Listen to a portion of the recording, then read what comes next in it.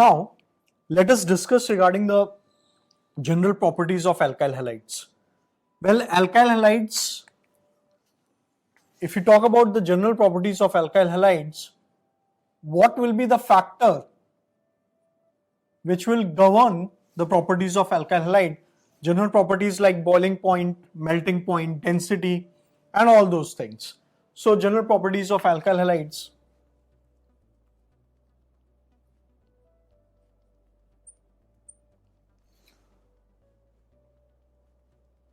So, first we have to talk about the factor which is going to govern these properties.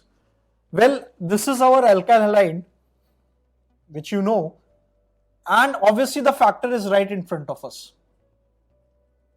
This is the alkyl halide and the factor is also right in front of us. What is the factor? Factor is the polarity caused by the CX bond. Factor governing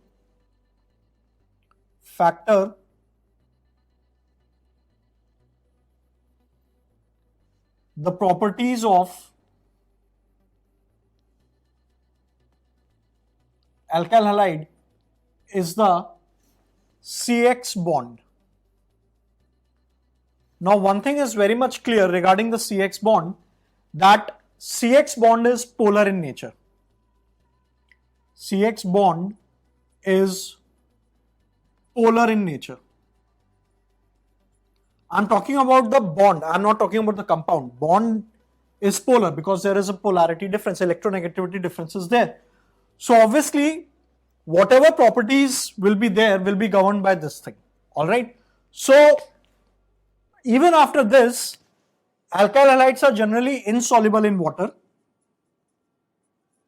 Alkyl halides are usually insoluble in water. Alright. Even though they are little polar, they are more polar than alkanes, but their solubility is more than hydrocarbons. But their solubility is more than hydrocarbons. Alright. So this is very important thing. Please remember that the solubility of hydrocarbons is less than alkyl halide, but in general alkyl halides are also kind of considered to be insoluble in water. Okay. Let's talk about the dipole moment of CH3F, CH3Cl, CH3Br and CH3I. Okay. Let's talk about the dipole moment of these things. That which one will have more dipole moment? That is what we are going to talk about. Now, we know that dipole moment depends on two things. One is the distance and the other one is charge. So, obviously, as you see, the bond length increases as we go down. When we talk about the bond length, CI bond length is more. And if we simply talk about the bond length,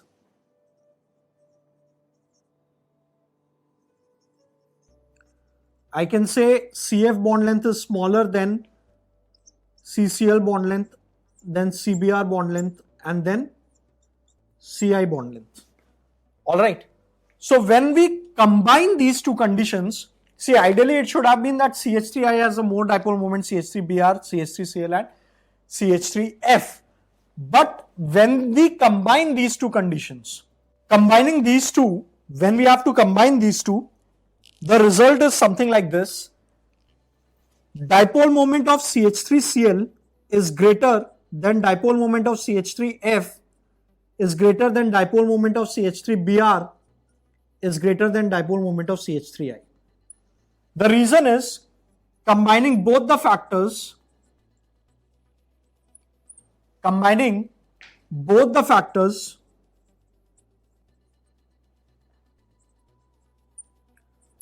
of charge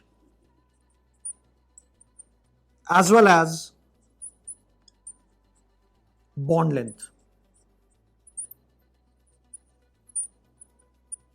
as well as bond length. So please remember this. This is a kind of an exceptional case.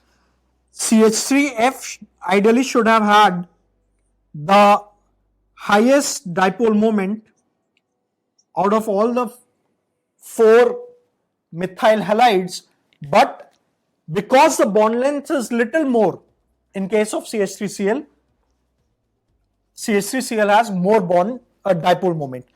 What happens over here? Though the bond length is high, but the charge is so low that that factor brings down the dipole moment. All right. Yes, the bond length is high over here, but the charge also reduces. And as charge reduces, it brings down that factor. Okay. Now, let us also talk about dipole moment of these compounds. Let us discuss the dipole moment of CH3Cl, CH2Cl2, CHCl3 and CCl4. Now, let us talk about the structure of all these compounds. What will be the structure? If you see, in all these 4 compounds, all 4 compounds have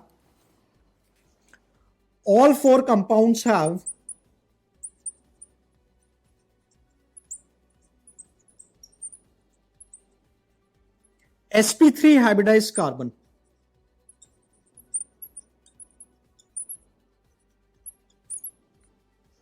All the compounds have sp3 hybridized carbon, and because there is sp3 hybridized carbon, structure is tetrahedral.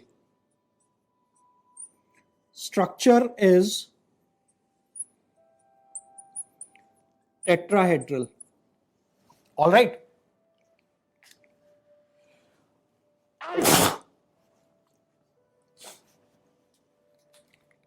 So structure of all the 4 compounds is tetrahedral. Carbon is sp3 hybridized, that's why. Now, ideally speaking, as we keep on adding Cl, there is cancellation of vector. Dipole moment is a vector. As you keep on adding Cl in tetrahedral structure, whenever you keep on adding Cl in tetrahedral structure, there is cancellation of the vector and the dipole moment decreases. So please remember this part, that dipole moment of CH3Cl is highest, then CH2Cl2, then CHCl3 and then CCl4.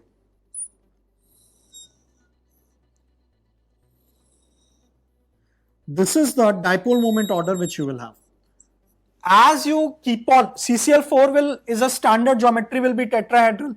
All the dipole moments will cancel, and hence CCl4 will have net dipole moment of 0. But as you keep on adding Cl, there is cancellation of the individual dipoles, and hence the dipole decreases. So please remember, the highest dipole is shown by CH3Cl, then CH2Cl2, then CHCl3, that is chloroform, and then CCl4. This is a very common question which is usually asked in some exams here and there. So that is why you should know this part. All right, moving forward, when we talk about the next thing, this was the dipole moment. Talking about the boiling point,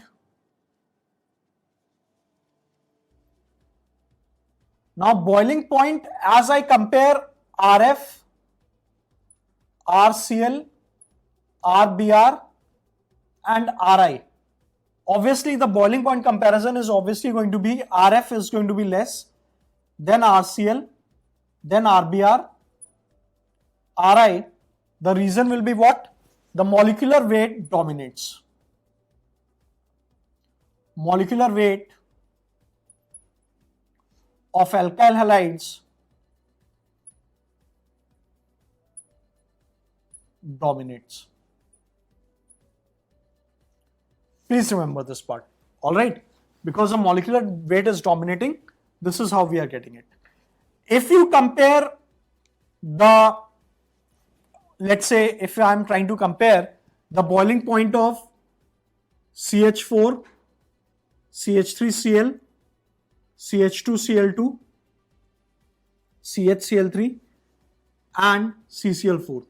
You can argue to a certain extent that CH3Cl is more polar than CH2Cl2. So ideally there will be more interactions within the molecule. But yes, that is obviously there. But again here, molecular weight of polyalkyl halides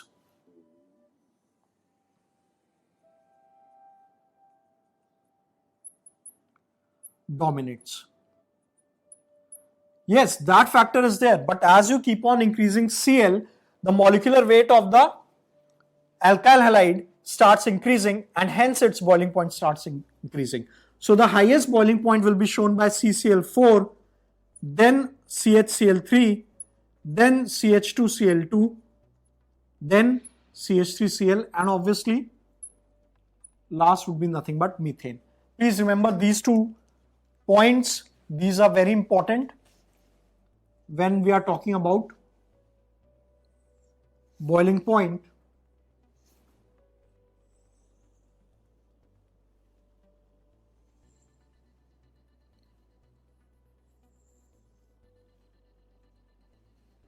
Okay. Next is density. When we are comparing the density of these compounds, please remember one point: alkyl iodides and alkyl bromides have more density than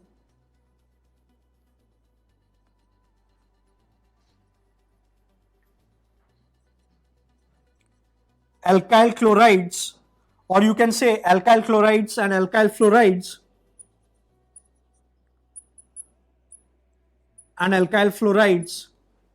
and also water.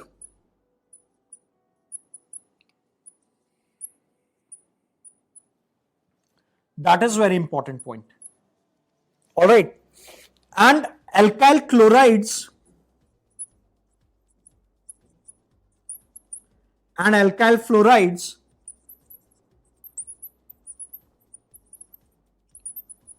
have less density than water.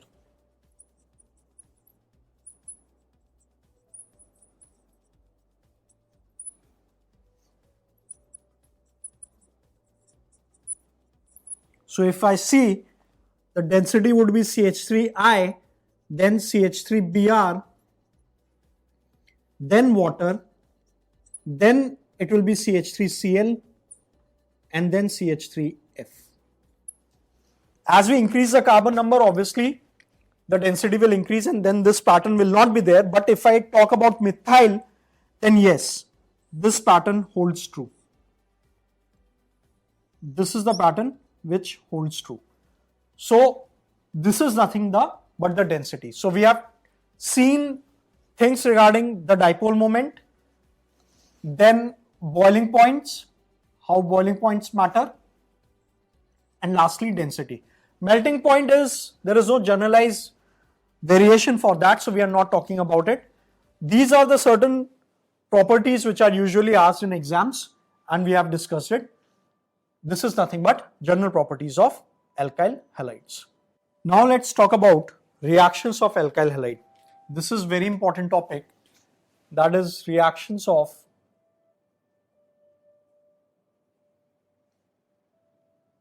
alkyl halide.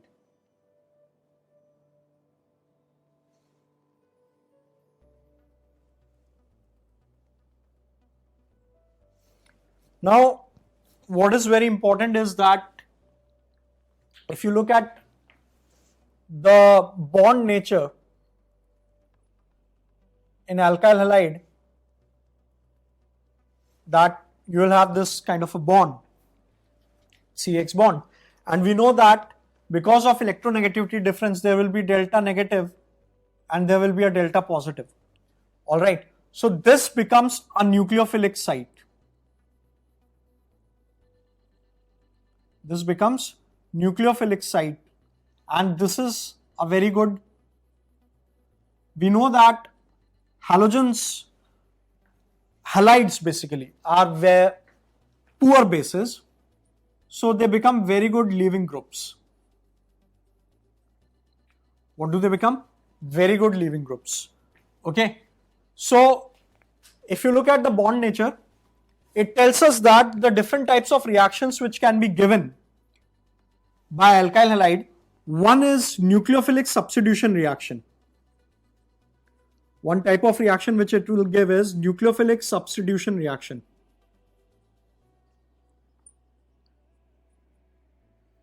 Okay, any nucleophile will come, attack the carbon, and X will leave. We will study, we have seen nucleophilic substitution reactions, but we will study them once again. Then the other reactions which are usually given by them is elimination reaction.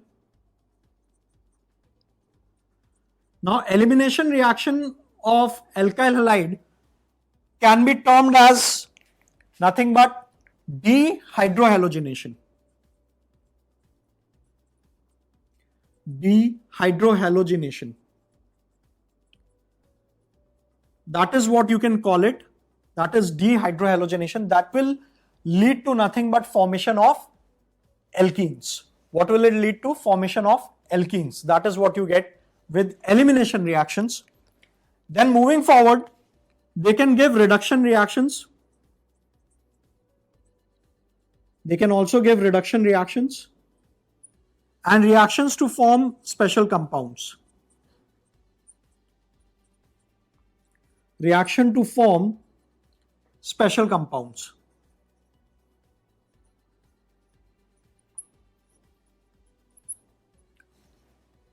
So basically, these are the different types of reactions which are given by alkyl halide, and that is due to the polar nature of the bond. Polar nature of CX bond. Okay, because of the polar nature and because of more electronegativity of halogen, there is a positive charge which is developed on the carbon, and because of that it becomes a very good nucleophilic site. These can also give elimination reactions which we have seen in alkenes. Those elimination reactions can lead to formation of alkene, that is called as dehydrohalogenation. There are certain reduction reactions which we have seen, that alkyl halides can be reduced to alkanes by reduction reactions, that will give you reduction reaction. And there are certain very special compounds, if you remember, those were Grignard reagents which can be formed using alkyl halide, because those Grignard reagents play an extensive use in organic chemistry. So let us start with the first reaction, and let us start with this itself, formation of Grignard reagent.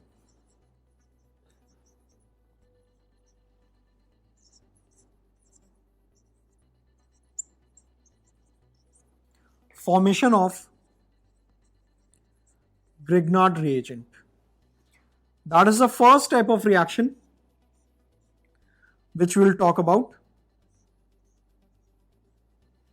Okay, so now Grignard reagent can be formed by reaction of Rx when you take magnesium in dry ether. The conditions, you know, all of this should be very dry, and you will get RMgX. What will you get? RMgX. There should not be any water. We know why there should not be any water, because the reason for forming these Grignard reagents is that because of these Grignard reagents we get different carbon ions, and carbon ions are very good bases. Because they are very good bases, they will abstract H plus from water, and hence there should not be any water during this reaction. Now reactivity of alkyl halides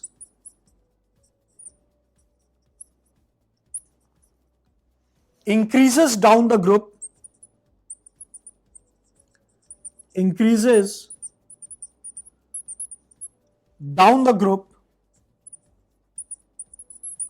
for various halogens.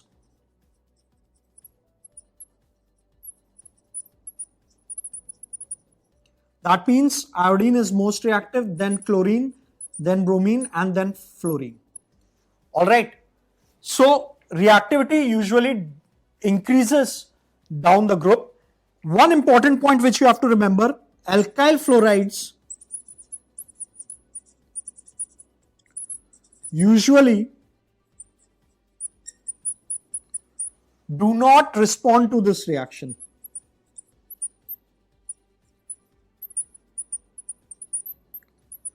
Okay?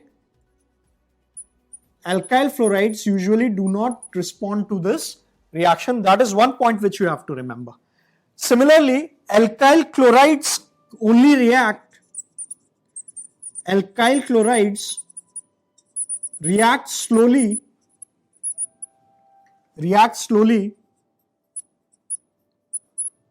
when solvent is THF.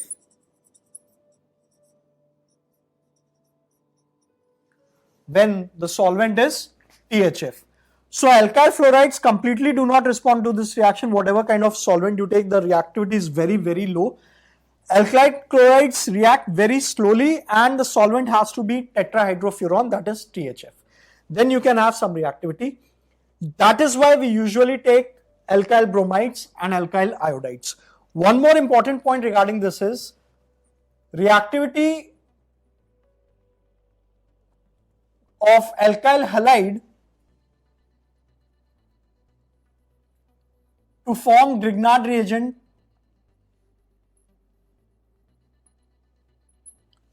is more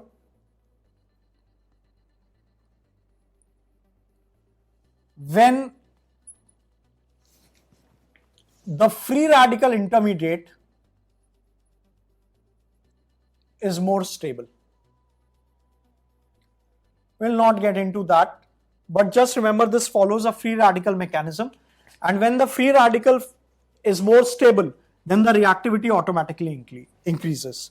Reactivity for various alkyl halides, that is alkyl fluoride, alkyl chloride, alkyl bromide and alkyl iodide, varies. When you go down the group, the reactivity is more because the formation of the free radical is easier as you go down the group. So the reason for these Grignard reagents is that Grignard reagents are very good source of, we have seen all of this, but once again I'll just add it. Grignard reagents are very good source of carbon ion which are very good bases. Carbon ion which are very good bases. Alright, please remember that part. Now that is all about Grignard reagent. Other one is reduction of, next, see we have seen all of this reaction, so I am going a little fast with it. Reduction of alkyl halide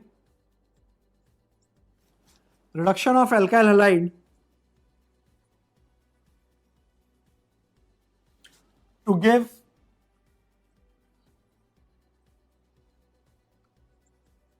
alkane.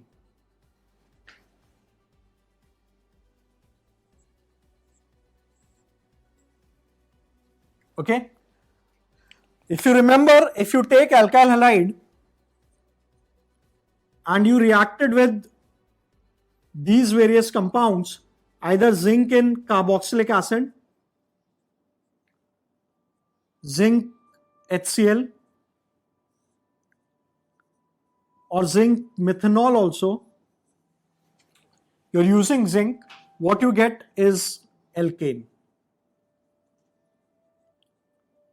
This was a reduction reaction of alkyl halides which we saw during the preparation of alkanes. I have told you preparation of few compounds will be reaction of some other compound, and similarly reaction of some other compound will be preparation of some compound. So once again we come down to this reduction of alkyl halide to give alkane. You can use zinc in carboxylic acid, zinc HCl, and you can also use zinc methanol. That is also going to give you this. Another important reaction of alkyl halides which we discussed during alkanes was Wood's reaction. If you remember, Wood's reaction, that is what we discussed. If you remember the reaction, you take alkyl halide and react it with sodium diether, you get this coupling takes place plus NaX is formed, kind of coupling takes place. If you remember, we had discussed everything regarding this. This reaction takes place. That is what is nothing but Wood's reaction, one of the reactions of alkyl halides, which we have seen. Okay. I think we have discussed the mechanism, that how symmetrical, just one more important point regarding this is that symmetrical alkanes are formed